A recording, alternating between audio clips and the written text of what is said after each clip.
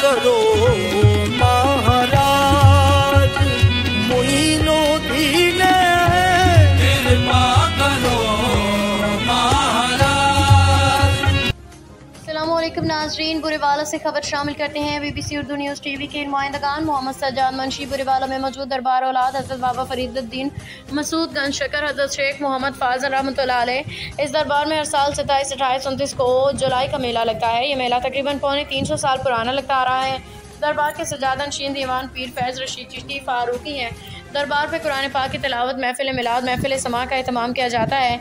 29, 28 जुलाई को बिजती दरवाज़ा खोला जाता है जो सज्जादनशीन अपने दस्त मुबारक से खोलते हैं और उस पर दीवान पीर तारिक फरीद चिश्ती, दीवान पीर अता फरीद चिश्ती, दीवान पीर अशर मराद चिश्ती की जानिब से आए मेहमानों के लिए दरबार पर लंगर का वसी इंतजाम किया जाता है। मेले में बहुत से खेल भी खेले जाते हैं जैसे कि सर्कस, कबड्डी वगैरह दीगर प्रोग्राम भी लगते हैं। खुसूसी शिरकत सज्जादनशीन दीवान अहमद मसूद चिश्ती, पाकपतन शरीफ सज्जादनशीन तौसा शरीफ, ख्वाजा नसरुल महमूद साहब तौसवी।